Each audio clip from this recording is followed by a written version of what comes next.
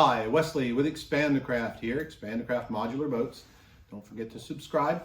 This video is for those of you who have not decided which kit you want for connecting your canoe or your kayak. And this will explain the difference between the two kits. It will also explain the difference in the old risers, the new risers, and also about runner rails, whether or not you need runner rails. So watch this video if you have not decided or can't figure out what you need for your kayak. Now, first things first, the difference between a kayak connector kit and a canoe connector kit. Now, these are the parts and pieces that come with.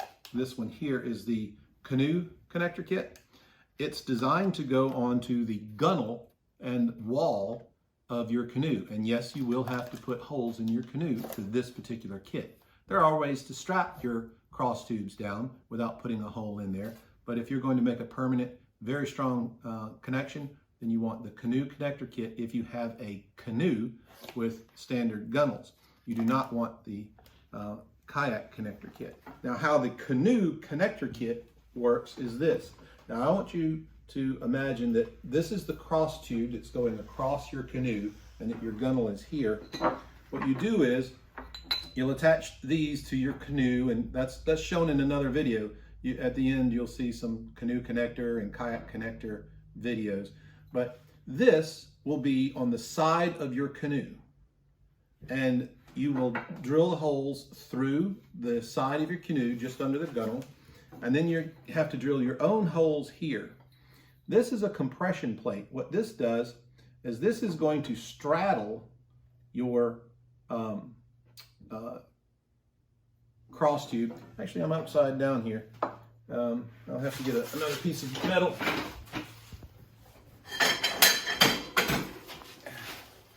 So here's your canoe connector kit down here. Say that's the side of your canoe. Well, this straddles those, and you drill your holes down and through here. Now, I don't drill the holes myself because some canoes are tilted a little this way, some are tilted that way, and some are straight up and down. I have no idea to know, so that's why it's kind of a universal connector kit. So if this is the side of your canoe, and this is your connector that you've bolted to your boat the proper way that's shown, you take this compression plate, you straddle the cross tube, and then the bolts that go through here actually clamp it down good and tight on all four corners. And that's how the canoe connector kit works. A kayak connector kit works differently. Now, assume this is your cross tube, and this is the surface of your kayak, the plastic on your kayak. And you have to find somewhat of a flat spot. You put it down like so, you take your flanges, and they also come undrilled because I don't know where you're going to need them. You might even need to cut off a little piece if you have something, obstructing your way. And it goes on either side of your cross tube. This is a cross tube. They come in 6 foot and 8 foot lengths. You can get them in different lengths, but our standard is 6 foot and 8 foot. It's actually 1 inch short of 6 and 8. So then you'll take a 1/4 inch bolt. You'll drill holes straight through here all the way to here, and then put your 1/4 inch bolt and your wing nut on, which is shown here. Well, here it is. That's wait a minute. There it is. This is the 1/4 inch wing nut and the 1/4 inch bolt that comes for this flange. And you'll see you've got these special rivets that open up on the back side. That's so that you can put 1, 2, 3, 4 in each one, and you screw that to the surface of your kayak. Remember, this is the surface of your kayak. So you're going through your kayak. Yes, it will be attached. And when you remove your cross tube, this will be on your kayak. That's just how it is. Most people that get their kits never run without their kits, but you can just take your kit off with 4 wing nuts. Boom. And there you have explained for the difference between the two kits. Now, runner rails or no runner rails. The difference is this. If you want And this is, by the way, the new risers. This is the old riser. The old riser, the cross tube would sit on top of it. We'd drill holes a 1/2 inch thick, and then you would take these nylon bolts and go through there, and it would hold it, which was pretty good. But the cost of plastic is out of this world, and this extra piece of plastic here brought my price, and of course the heat bending, it cost me more to make these than I can sell them for. And so I kind of reverted back to the old section, and I kind of like it better this way, is that you put the cross tube through here. Now it's a very tight fit, and this one is not slicked up. The best thing to do is use Armor All on your aluminum, and you might want to, you know, sand it down just a little bit. You want that firm slip in there so it's nice and tight, and that will be if you're going to use your cross tubes going straight through your risers. If you do, you're relegated to a 38 inch, there it is, 38 inches. That means you're going to have one riser here and one riser there. If your kayak is set up with pedals, most likely if this is behind your seat facing this way, well, this is right in the way of your pedals. So then you're going to need a runner rail kit. Let me show you how that works. I'm going to get rid of the old riser. Now quickly, this is the short riser, this is the tall riser. The difference is, you can see it's 7 inches from the bottom, and this one is what, about 10? Mm-hmm. So we have 10 inches. So you have that much more clearance. Why would you want the tall versus the low? Now, if you're on something like a Grumman that has a high gunnel, a canoe, you're going to want the taller risers. If you're going to be using it for sailing, the gunnel can still be high, and you can use the short one so that you can purposely allow one hull to come out of the water to reduce drag. If you're a sailor, you know what I'm talking about. That'll allow you to fly a hull. Okay, so you know the difference between the tall and the short. Now here are the blanks for using with the runner rails. Because it's different, instead of the cross tube going through, what we're going to do is jump. We're going to jump, say your cross tube, let's picture this as being 6 feet wide, because that's typically what, I got a lot of Hobie guys from the Hobie PA that do this, and this is a 6-foot cross tube, by the way. So let's imagine it's at its extreme. That way you can have one cross tube behind your back, behind the seat, and the other cross tube forward ahead of the pedal mechanism. Now, you could also do this in a canoe so that you only have 2 cross tubes, and all the space in the middle would be free and clear. You can use it on a 16-footer too. It gets a little more complicated, but that's essentially the same thing. All right, so here's what you do when you have a cross tubes and the runner rail situation. Now, they come to you in this height. You can cut them depending on how your boat, how high or tall your boat is. Some kayaks where you mount the front and the back are different levels. So you may want to assemble your boat on a flat surface so that you can judge. And when you get your cross tubes on there, move aside. When you get your cross tubes on there, you're no longer relegated to putting the hull one place. You now only have to have your 38 inches. Now, you're going to mount one of your cross tubes. Let me go do it this way. Like so.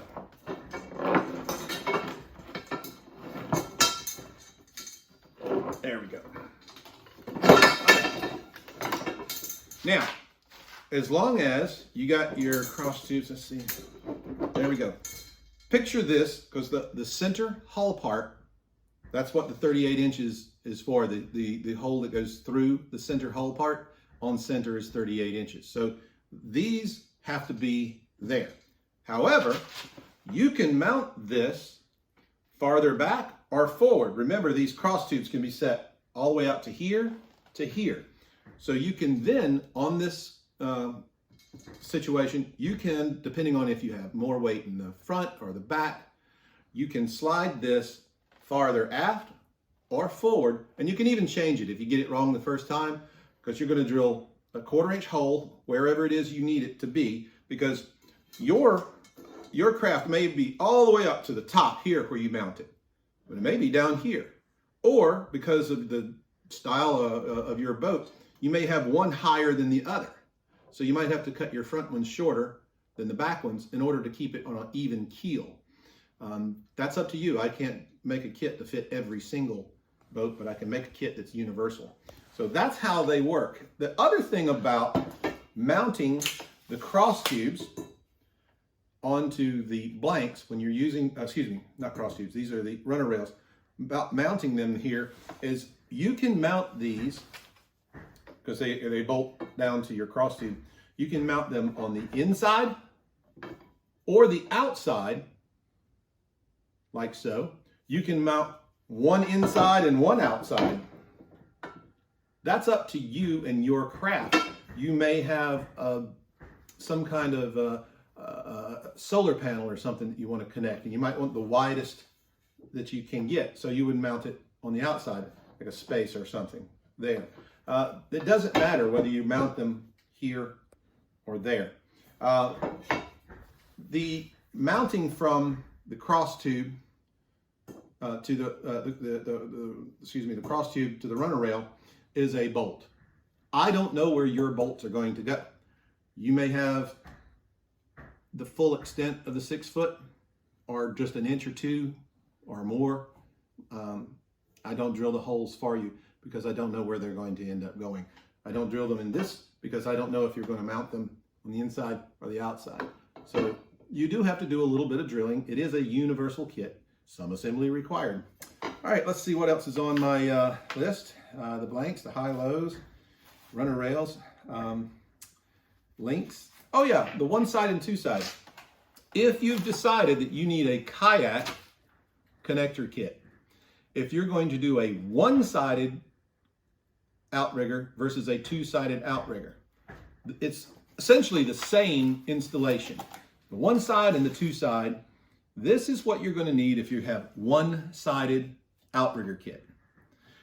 And then you can upgrade if you're doing two sides, because the flanges and all of this is the same whether it's a two-sided outrigger kit or one. What's different is you need a few extra bolts and things if you're going to do two sides. You only need, like for the runner rails, you need the bolts for the runner rails if you're going to do runner rails on both sides. So this is an upgrade. Now that you know, if you're doing a one-sided outrigger kit, you're going to get this kit. If you do a two-sided outrigger kit, you're going to get this kit. The great thing about this kit, if you're doing two sides, is there's no extra charge because it's kind of absorbed into the price of the runner rails and all of that. So hopefully that has shed some light. One more thing. This is a riser. These are two tabs from that riser. When it comes to you, they come to you blank, and this is in another box so that we can ship it. This is not a riser. This is part of a riser. This entire assembly is a riser, so that we are on the same terminology when we communicate, so that you know what a riser is. This is a tab that belongs to a riser. A riser has two tabs. So let's get our lingo straight, because I have had some confusion. I understand that two of these looks like two risers. It's not two risers. It's one riser that has two tabs. I think that's pretty well clear. One other thing, when you get your kit, you want to make sure, and I've done it backwards, you want to make sure that the routed side of the product here, if you'll notice, it has a routed edge and a flat edge. The flat edge is where the carriage bolt goes.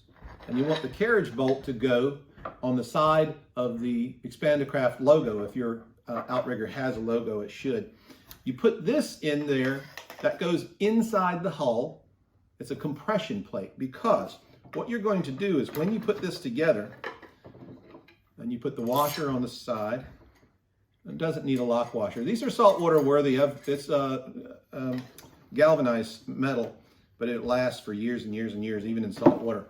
Now you notice how the square head is sticking out. You might want to get close in on that.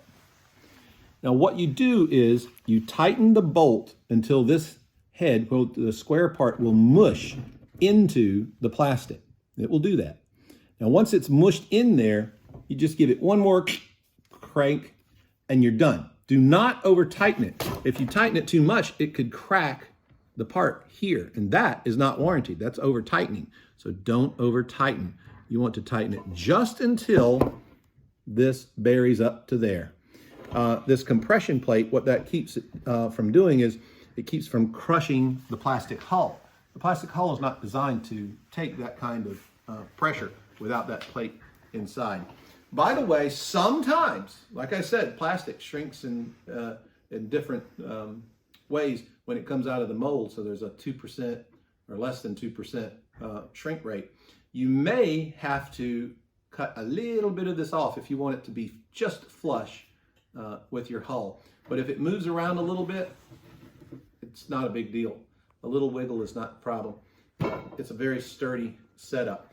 I think that's about it. Don't forget to subscribe. We have some tutorials coming up soon. And check out our other videos. You'll see some of them at the end of this video, but we have lots of them. Expandacraft.com. Don't forget to subscribe.